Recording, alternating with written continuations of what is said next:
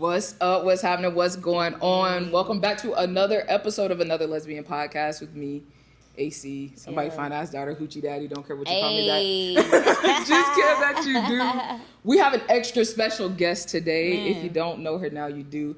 This is the Erica Mason. Gang, what's up? How you doing, fam? Man, I'm chilling. Yeah. I'm good. I feel good. Yeah. For sure. Yeah. You look good. Thank you. You feel know, good. I can't take credit, but I definitely am happy that I look this good. Credit. You know? Yeah, for sure. I'm good. Yeah. We really appreciate you being here. Yeah, It's gonna be a good episode. Me. Absolutely. Yeah. I didn't know that, I didn't know if the connection was gonna be made because I know I did a lot of these grand. Hey, we'd love to have you. You never know what you're gonna get back. Yeah, but I could just tell by the energy.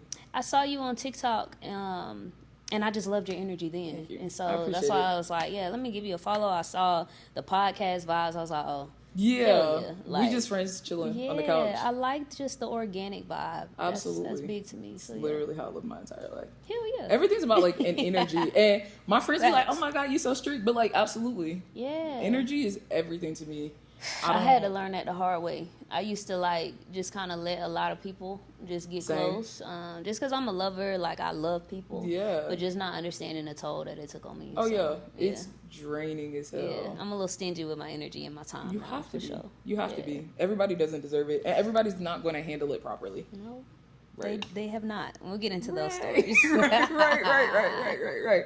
Well, again, this is going to be a really great episode. I'm going to just jump right into it. Hell yeah, let's get into it. First thing first, I really want to touch on the healing experience because I've been seeing all the promos. I've been seeing all the things. I couldn't get a ticket because No, you already in. Don't even worry about it. Say less. Don't even worry about days. it. Yes, I got you. But it's crazy. Tell us more about it. So the healing experience came from, I went viral on social media coming out in regards to my sexuality. I was in Christian hip hop for some time, which was quite entertaining. I do remember that. Yeah, you remember that? Yeah, that was a minute ago. Listen, I was full femme rapping in heels, 6-inch stilettos. I don't know what was happening. Yeah. When I look back, I'm like, what were you doing? I think I was just trying to not get caught, but I was still in a glass closet. So that was a lot.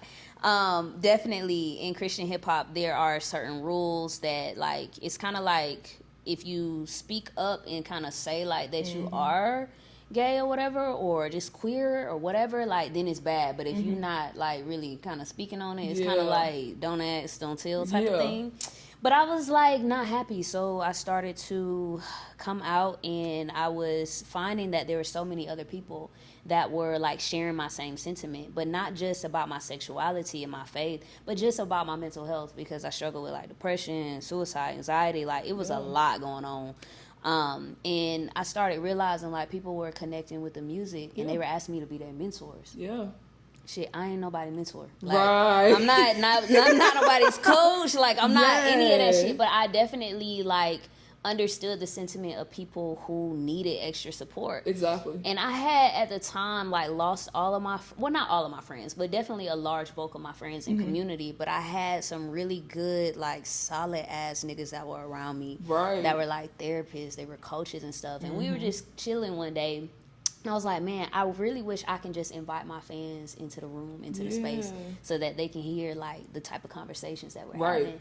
And so I was talking to some of my fans, and they were like, man, we would just love to hang out. And I was like, all right, bet, if I do this event, y'all gonna pull up? Because I always had this fear, if I put something on, people wouldn't show up. Right. And so they're we can talk about that they're no, we got you. If you put this on for us, then we'll show up. So it was crazy. So the first event that we did, it was in a little loft space. Everybody was on the floor, sitting down, just chilling. Yeah. I had my band come out. I performed. I had the different friends and community that I was connected with who were therapists and coaches. We did this really laid back panel. And we just got to really connect. We served food. It was drinks. It was a real good vibe. That's so dope. That's how it started. And then from there, they all sold out. The retreats that we did sold out. And the next thing that people were asking for was just we would love for you to make it more accessible. Yeah. I know it's intimate. I know it's only a few amount of people that can kind of fit into a room, but can you at least bring it to another city or something? So I was like, all right, bet. If I do this damn tour, I need y'all to show up. Yeah. And they showing up. They showing up. Isn't it crazy? Yo, it starts in October, and a lot of the places are already like 50% sold out, which to me is like mind blowing, bro. Oh, like, and it never feels real. Yeah, this shit is crazy. Because in my mind, I'm like, damn, I made music in my bedroom with my homeboys. Like, right. We be at the house chilling and like just making art, and it's just crazy to see how many people like just resonate with this shit so much to the point where they're willing to pay me, like, to come to see you. Yeah, that shit be crazy. So I be like, wow, like, so the healing experience is one of those things that I built for the community of people who just want to come together, talk about like mental health stuff, but it's not necessarily like a conference where it's like, all right, we're gonna talk ABC. It's really vibey. It's like music, good food, good vibes. We have fun. We twerk a little bit. We cry. As you should. Yeah, somebody was like, it's kind of like you going to church and the club at the same time. Right. Yeah, that's definitely my essence. So that's hell yes, that's so beautiful. For sure. That's so beautiful. Sure. Yeah. I love that so much for you, and it's something specifically needed in the community and the Black queer community for that.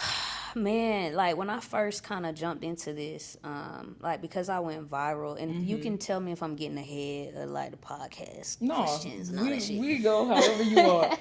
But when I first came out, like it was this immediate thing to kind of put me on like all of these different podcasts and like be the spokesperson for the queer community and be like the representative. And it was a lot of pressure. I'm not gonna hold you because I felt like I'm just kind of getting into this space. Like there's so much, like I was trying to figure out, was I more mass presenting? Am I like STEM? Like what are those? Like it was a lot that I was trying to figure out. And the healing experience was like a space that I could come to that I felt like, fuck, it's other people out here that have came out later in life that we are like still trying to find ourselves, but I'm not necessarily sowing my wild oats anymore. Right. Like I'm not at the club like that no more. You know what I'm saying? Like, I'll be in the house, but I still want to have a good time.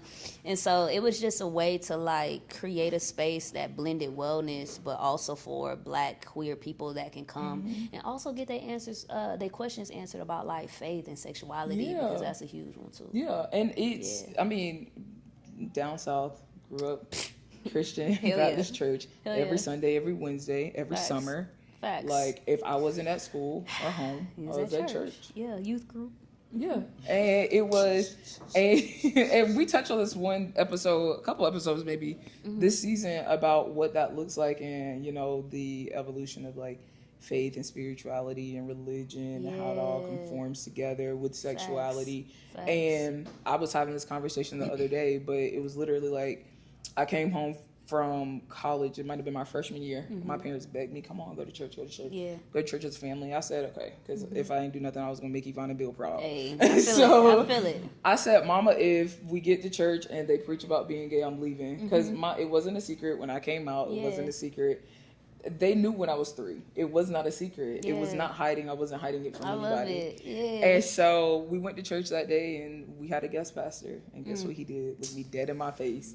And he said, you're damned to hell. You're going to hell for being gay. And I looked at my mama and I said, I'll see you at home. Crazy, and there was never a conversation after that. And I'm grateful for it. But there's so much, like, these are the same people preaching, you're going to hell for sinning, you're going to hell for being gay, who are cheating on their wives, who are lying and stealing and this and that. Also gay. Absolutely. Absolutely. Okay. And there's just so much like negativity in those spaces, and they want us to come and praise the Lord, but they don't give us a safe space to do it. And so when people ask, like, what that relationship looks like with the church, I don't have one. Yeah. But I do have a really strong relationship with God, and that's what matters. I do have a really strong relationship with the universe. Yes. And if the last year of my life hasn't shown me how tight that shit been, I don't know what will. Like, that's how I be, man. Yeah. We going through shit, and then like the true God really begins to manifest in your life. Yeah. And you have to go on a journey. Like, I think the pandemic was when I went on that journey of like, because I was a diehard like Christian. I was one of those ones like on the college campuses. I'm doing like what they call evangelizing and like witnessing to people, and I'm talking to the atheists and like you was in it. Like when I say I was in it, I was in church as a leader, leading ministry when I was 16. Wow. Yeah. So I traveled a lot preaching. Like, When I tell you, Yeah. I was going in a completely different direction. Right. And I'm so grateful that I am no longer going in that direction. But yeah, I was definitely in that space of like brainwashed in a lot of ways of like not understanding who God was to me. I was just regurgitating what they told me that God was supposed to be and what God was supposed to look like. And the moment I realized, oh shit, I don't fit into this narrative or like what they've created as the child of God. Right. And everybody's version looks different. Yeah. And I struggled because I tried to fit into all of the boxes. I tried to be the best preacher. I tried to be the good girl. I tried to you preaching to the choir right now. Absolutely. That was my entire being up until 14, 15. Wow. And even then it was like, and I think I was really blessed with the parents that I have. And my sister pulled me out of the closet. She was like, tell mom and daddy, they won't care. Yes. And they didn't. Thank you for your sister. Yeah, amen. Because like, it was just one of those things where it was like, you go through those conformative years and you want to be accepted and you want to be the best you can be at whatever this version of life looks like while learning how to live life. Facts. Because we're all doing it for the first time. Facts. And so Facts. I can only imagine how difficult it was to do that in your 20s and like, I mean, your teens to your 20s. Because how old are you now? I'm 31. Okay, Damn, so I'm old now. Oh, shit. Listen, I turned 30 in March and I'm like, let's go. Like everything else turned 65. Mentally 18, Yeah, 19. I'm definitely an old head. Yeah. For sure. But I can only imagine how like challenging that was to transition. And what did that transition look like for you? Man, the first time I actually had sex with a woman, it was over for me. That's all it takes. It was Listen, over. I've been down bad for years.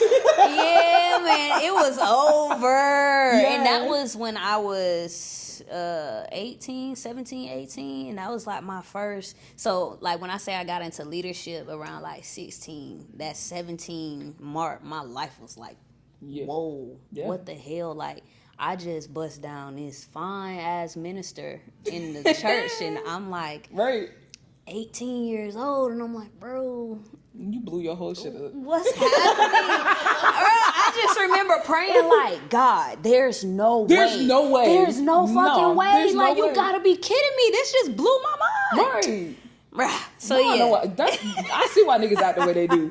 Facts. Like, damn. Facts. Women are just, ooh, yeah. Ooh, Yes. Something about a black woman. It's Just tea. eat down. Tea, baby. Tea.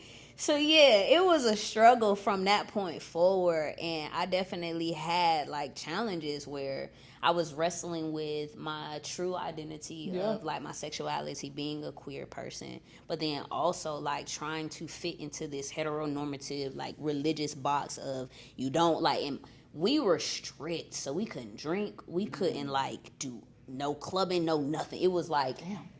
And as a leader, you couldn't. I mean, your reputation had to just be polished, like untouchable. So I really tried, but I definitely was busting down in the church. Busting down. Honestly, like I condone the behavior. I ain't gonna lie, like, and I tried. Like, here's the thing: these church girls. Oh, they're the worst ones. They're the worst ones.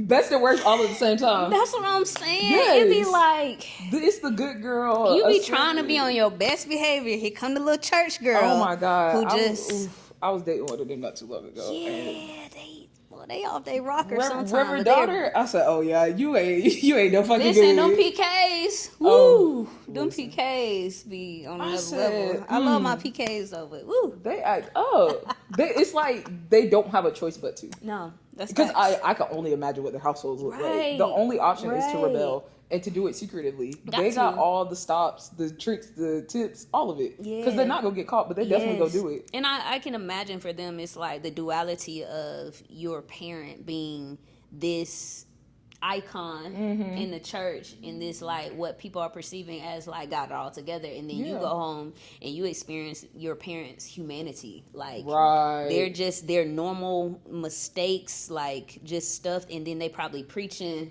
things that they not living. So I can imagine that's very difficult. Oh Oh, yeah. So. I can only imagine. Speaking of humanity, so, you know, you live your life as Erica. Yeah, that's who you are. For sure. I'm Ayana. Yeah, that's who I am. For sure. But how have you really deciphered or like learned to exist in both spaces of the social and you are somebody to a lot of people. And on the other side of that, just being Erica, because it's hard. Yeah. It's hard, and people sometimes don't see the humanity in us when we are doing these great things.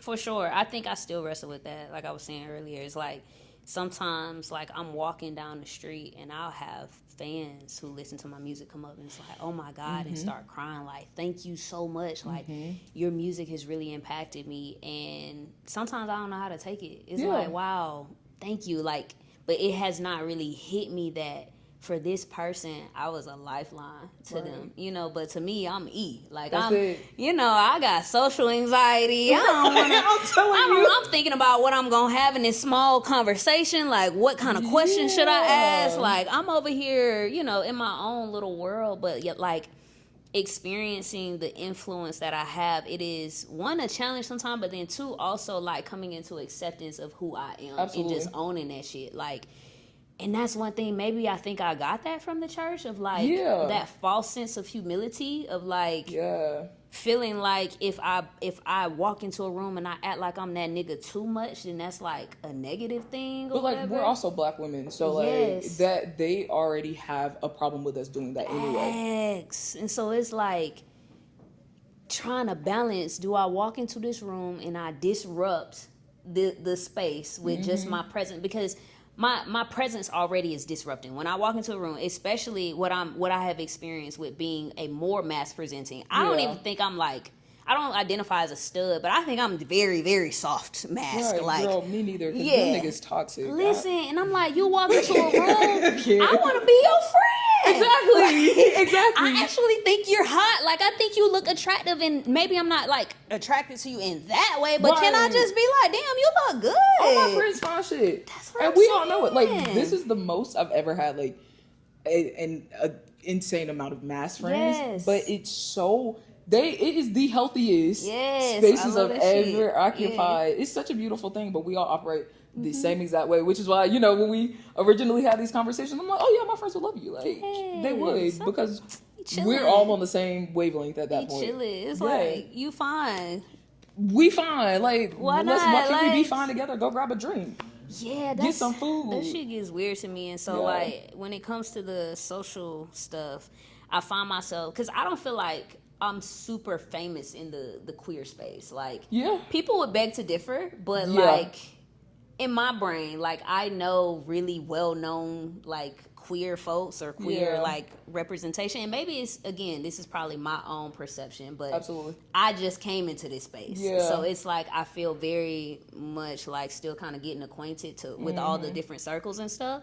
But as I'm like going to different regions and understanding like these different pockets of people, I do sometimes find it challenging to figure out like where I fit still, because I don't know, you got LA people, then you got New York, like everybody's just different. So understanding like where you fit has been definitely something that I have been like trying to not necessarily process through, because I just fit where I am. That's where I've been kind of coming into acceptance. But when it comes to like my humanity and like still wanting community in a space versus social media Erica Mason, there has definitely been an intentionality that I've had to set with like where I put myself as far as like E is concerned. Like there's my verb, and the verb me is the doer. This is the Erica Mason that y'all see on social media. But the noun me, my personhood, young E, just chilling.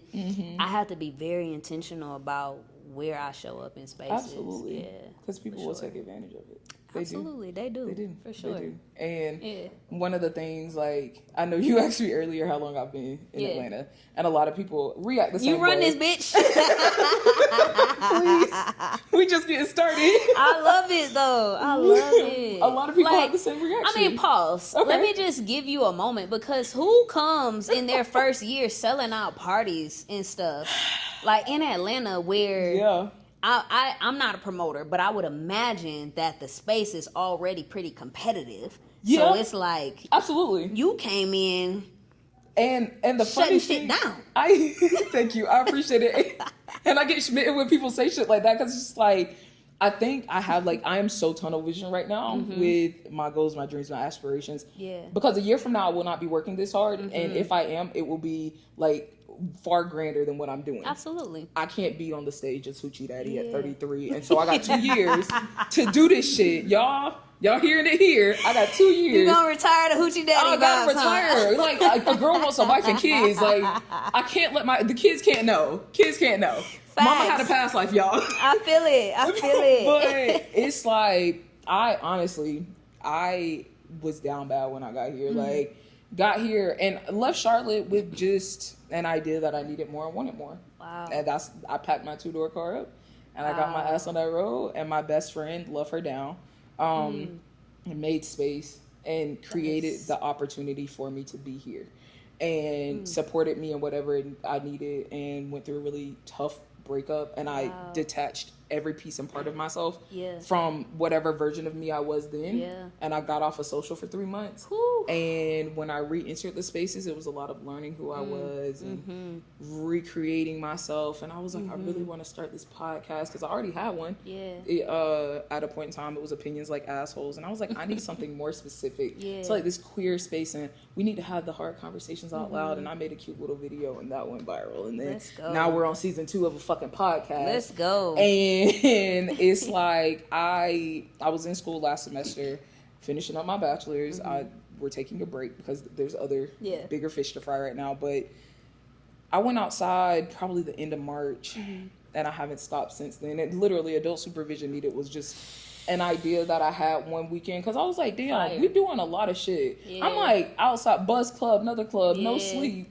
I said, we are the adults and we need the supervision. And I said, fuck it, let's run with it. And, we did season 1 rap party right here in this building and sold it out. And I was like, we can do this shit. And that's where I first started, like, figuring out. I was like, oh, shit, you based in Atlanta? That's what's up. Yeah. That shit like, crazy. It was crazy. And I was looking at numbers the other day, and I was like, damn, we sold 80 something tickets to that event. We sold over 325 tickets for Hoedown. And I said, what the fuck are we doing, guys? I said, it's been 3 months. Like, y'all want a break? Y'all have a break? Listen, but that's amazing. I'm so blessed, and I'm so grateful, and I'm so abundant in the spaces that I do get to occupy. And I think the thing that works for me is that I am so unapologetically Ayana. So yes, all of these other spaces are filled. Like, there's competition, but I'm not competing with anybody but myself. I'm not. And so I got a question. Yeah. So how is it with, like, collaborating here in this space? Do you find that, like, challenging, or is it easy? Like, especially, I mean, again, I'm not really a promoter, so I don't know how that world works. I get into a little bit with the healing experience, but nothing crazy. So like, how is that, like, with partnering or whatever? The girls are gonna hate me. They already need a reason, but I'm very, very particular about what I do. My name, my face, everything is attached to everything that I do. That's facts. And so when it comes down to collaborating and working with other spaces, we're always open to what the ideas of it look like. But if I don't feel like the energy is right, I'm not doing it. Oh, you my type of nigga. Fucking doing it. I don't care. You gonna have to hate me, because I'm gonna sleep peacefully at night. But what I won't do is attach my namesake and my being and my energy to something that I know is not going to be beneficial at the end of the day, because it's never about the money.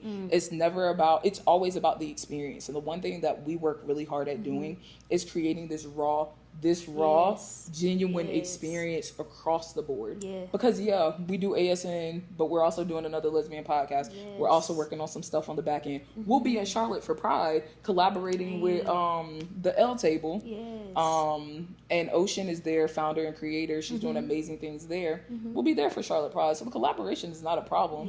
It just has to make sense. I think what you said is so misunderstood, but so important, which tells me, like, you're just a high frequency person. Because it's the Pisces.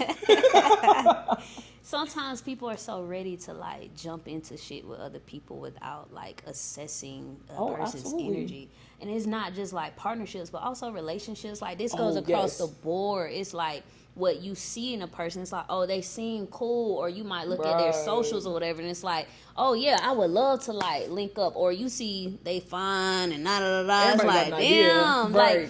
Perception and that, it's enticing, but it's like that energy will fuck up or like advance your life depending on who you are connected to. So I just love that you said that, because it's really easy. I feel like right now it's like everybody's like, let's collab and like let's have community, and it's like a thing. But I found that myself in a similar place of like, it's not that I don't want to collab with people. I love collaboration, but it's got to be the right collaboration. It has to make sense.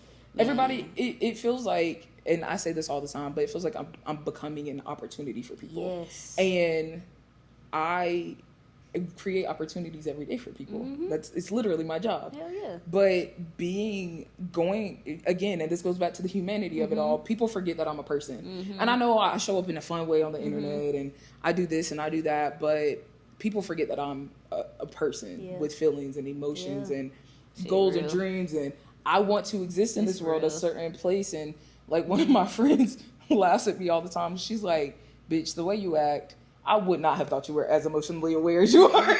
And I get it. Absolutely. I completely understand. But it's one of those things where people perceive what they see online. And for God's sake, I call myself Hoochi Daddi on the internet. I think it's a great, like, what do you call that? Like, it's like Hoochi Daddi, but it's like changing when they meet you and encounter you. It's like, oh. Because I have a burner called Healing Hoochi. There's levels to this shit. There's levels to this shit. But people see the social part of me, and then the verb part. They see the verb part of me, and then they meet me in person and go, wow, like you are exactly who the fuck you think you are. Like you brighten up the room, you are noticed when you're in the space, and I had to accept that for myself. And that's something that you hit on. It's really hard because it doesn't feel real. I wake up every day and I'm just Ayana. You just you, so it doesn't feel like this grand thing, because you are grand. Just by, like, that is who you are. Exactly. So when a person has encountered something that they may not experience in that way, for you it's normal, so you don't think about it twice. But for them, they're like, no, this is big energy.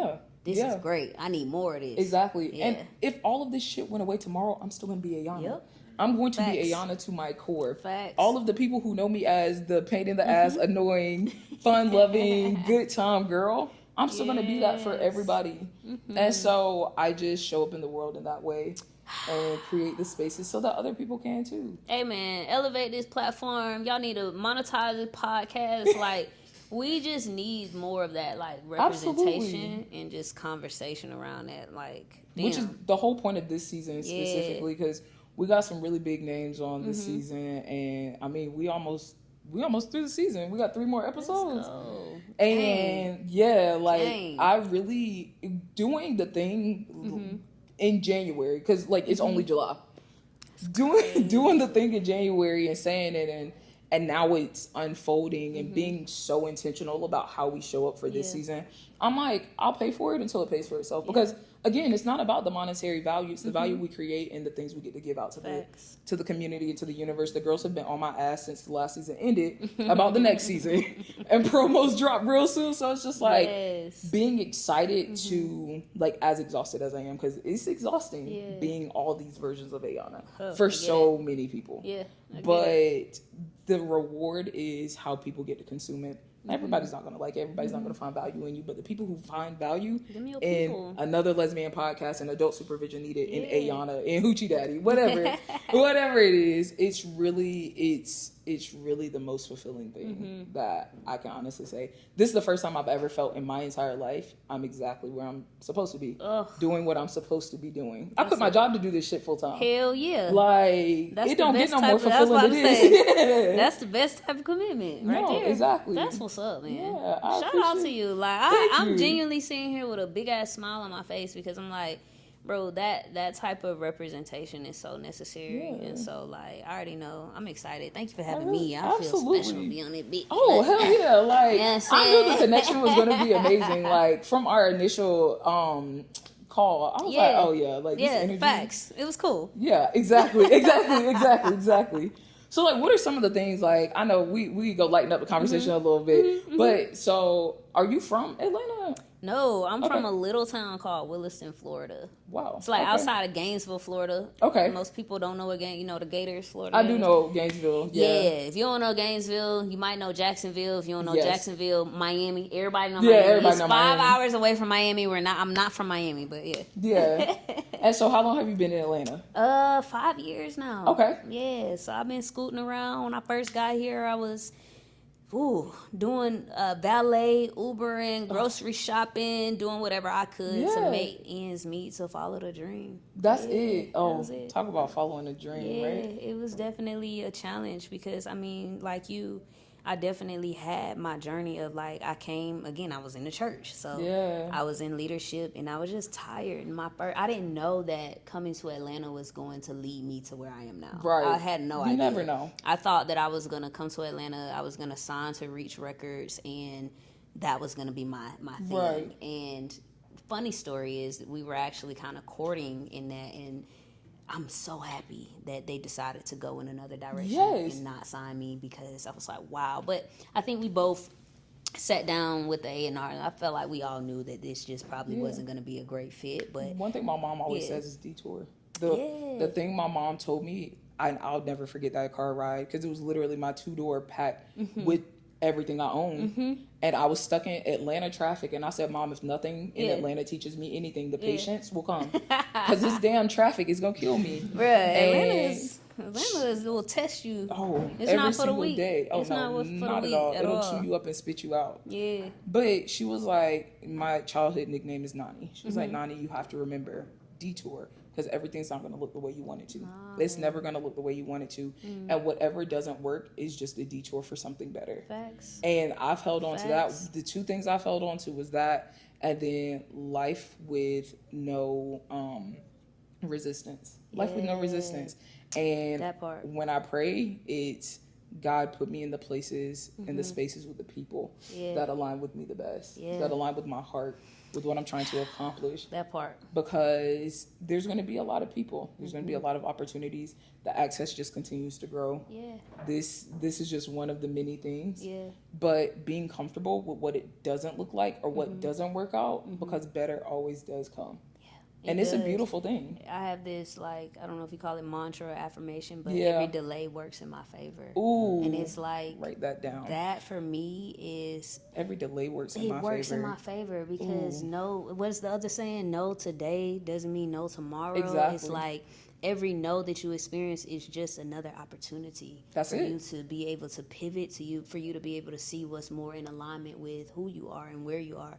And so I feel it, like, that for me has been a game changer to understand, like, just because the door has closed does not mean that is a no, like, you're not supposed to be doing it. And with the music stuff, it was difficult, man. Like, that was my next question, actually. Yeah, so I've been full-time in music for the last 3 years. Yeah. And it's probably been the absolute hardest journey of my life, because the music industry, like, teaches you to, like, chase after the fame and to chase after, like, the record deals and to be known and to do all these things. And for a while, that's where I was kind of going after. It's like, and I remember talking to executives and labels and having these meetings where they would be like, you got it. Like, you have the it thing, whatever the it is. You got it. You have it. And I just remember every time I would hear that, they would say, but we don't know what to do with you. Ooh. So I think, which is even more challenging. Yeah, because it's like me trying to figure out where is my space in this, like, industry. I feel like this is what I'm supposed to do, but I don't know how to, like, show up in a way where I can get the support that I need. And then I started to understand, like, oh, that's because you're supposed to be doing this in a different way. Like, and so how I have set up just my business and to be able to, like, monetize my art and things like that, I am now pioneering things that most artists as an independent artist are not necessarily doing. But that took me having to take risks to step outside of myself and believe in myself when I kept hearing no from the traditional route. Like, I got so much to the point where I was like, I'm finna quit this music shit. Like, I'm over it. Like, you don't make money from music? No way. That's a lie. You actually make quite a bit of money from music, but you just have to know how to figure out your way of doing it. Absolutely. And that's life in general. Yeah. You got to figure out where you fit. Facts. Yeah. Facts. That was a game changer for me. And so, like, now when I be looking at stuff, I like you said, tunnel vision. So, like, when I am making music, like, I'm not trying to sound like nobody else. I'm not trying to be, if I'm not your favorite artist, then cool. That's okay. That's all right. If I'm not your cup of tea, that's fine. You ain't got to sip what's in my cup. Oh, baby. That's it. I love this mocha chocolate, baby. Like, that's it. That's it. It's so simple. Yeah. I say that shit all the time. Like, just because Apple sell iPhones, don't stop Samsung from doing it. Hell no. And like, Samsung's actually better. They have better phones. Like, let's be so fucking real. Keep it a buck. The kids don't know. We had every kind of fucking phone that flip. Hell slim. Yeah, the Nokia with the snake. The damn Juke. What was it? The Juke. Hell yeah, they had the Nextel chirp. I might be dating myself now. Listen, the little bloop bloop. Listen, the Razor. The Razor. Yeah. Man, don't piss me off, because you will get hung up on. That's facts. Listen, snap that shit so quick. The fucking BlackBerry. Kids don't know nothing about these BlackBerries. Them and them damn iPhones. They done had the same iPhone for the last 12 years. They don't know. Like, you had what was the little sidekick phones? Ooh, that sidekick. We had so much. So good. We had a great childhood. Like, man, it was amazing. Yeah, these kids don't damn know. These youngins. That's how I know I'm getting old, because I wake up, my knees feel 45. Damn, your knees start cracking too? Girl, like, they be like they can't even hear. That shit be cracking. Got a bad knee, yes. Yeah, I'm like, I said, this is what 30 is supposed to be. I'm tired all the time. Me too. All the time. I was supposed to hang out with somebody who is like, this is supposed to be outside summer season, bitch. They was like, so we still up? You definitely got to circle back and check just to make sure we still on. If I don't get a text the day of an hour before, we good. We're not going. We're not. We're not. They changed them plans so quick. They was like, well, I think it would be cool if I pulled up to the crib. We just had some wine, watch a movie. I said, bitch, this is why I love you. This is why I love you. Like, because what? Nah. And then partying for a living is just, man.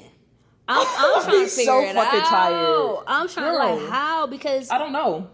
As an artist, right? Like, even when we would do shows and stuff, like, my set wouldn't be until midnight, and I used to be like, bro. And then there's the after party. After party don't start till like 2 o'clock. Exactly, and then you're gonna party until 5 a.m.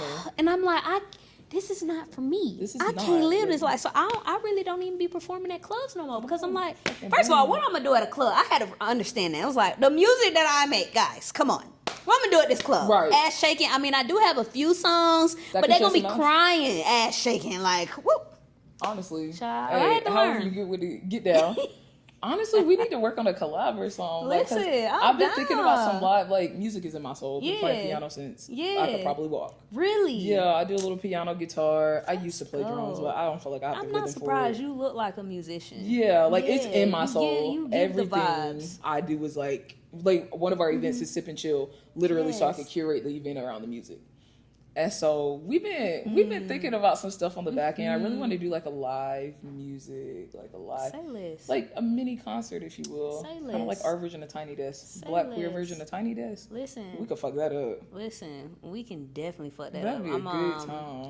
That's why you gonna come to the Hilton Experience. You gonna see it, because we're at Peter Street Station. And it's got like the little Tiny Desk, the library type vibe. Yeah, we definitely gonna make that happen. Oh, this is gonna be a good time. I'm excited. That's gonna be a vibe, for sure. I appreciate you so much for this. This was such a good conversation. Man, likewise. Like, you educated me on some things. I'm like, each one teach one. You started preaching. I'm like, go ahead. And no, that was you. Wait, listen, we get it how we live, honestly. One of the best things I can say is connecting with people. Yeah. That's the best part of my job. I love it, man. Yeah. Man, this is dope. I appreciate you. For sure. This is a fun time. For sure. Tell the people where to find you at. Yeah, man. So y'all can find me on all platforms at Erica Mason Music. It's Erica with a C, ERICA MASON. Music spelled the normal way. No K's, no Z's, no Q's. None of that. It's just MUSIC. Regular. Regular. Yeah. How you learned in the 5th grade. That's it. Whenever you learned it. Definitely. That's it. And if y'all want to grab a ticket to the Healing Experience, man, I would love to see y'all there. It's going to be an amazing time. Yeah. Yes. And when you said, when is the Atlanta date? So Atlanta Day is October the 17th. Beautiful. Yeah, this episode will drop far before then. Gang, pull up. It's already halfway I'll be there. Out, so, do what you can. Yeah, hey, please get there quicker. Sooner than later. Because I don't know what about Atlanta niggas. Everything's FOMO. Yeah. We sell 150 tickets the day of the fucking event. That's the main What are y'all part. Doing? Yes. Y'all don't prepare in advance? Mm-mm. Like, no? Okay. No, and that's we'll probably get to that in another episode. Yeah, but I'll just be like, y'all niggas. But yeah, they gonna show up, wait to the absolute last minute. But I think it's because they're like, I don't know if I'm really gonna feel like going. So then let me wait. I don't know what the idea or the logistics are. Because like somebody told me that one day, they was like, yeah. Like, we went to 3 parties that night. We just bought our tickets the day of. Yeah. Hey, I guess. I get it. Whatever works for y'all. I get it. Yeah, the Healing Experience is not going to be that type of event. Yeah, You wait till the last minute, you won't get a ticket. You will not. And I'm debating if I'm going to do a wait list. So my team is like, yeah, we might have to open up a wait list because it's July right now. And most of those tickets will be gone by August. Yeah, it's gone. And I was like, well, I don't know. It might just be it. Hey. You get it how you get it, my dog. You're going to have to catch us at the next one. The facts. Listen. Facts are real. Hell yeah. Well, we appreciate this, Erica. Appreciate it. Absolutely. Y'all know how we get down. Mm-hmm. You find us YouTube. YouTube, Instagram, TikTok, all at Another Lesbian Podcast. We are now streaming on Apple Music. Y'all are welcome. Gang. Jesus. And Spotify, as always. Make sure you catch us at That's a Wrap, because August, if not almost, we'll be in there. It's going to be a crazy ass party too. So, yeah. Y'all already know you going to be there? I'm definitely going to be there. Exactly. Say less. See? Exactly. Gang. All right, y'all. Love y'all. Don't miss us too much. Peace. Peace.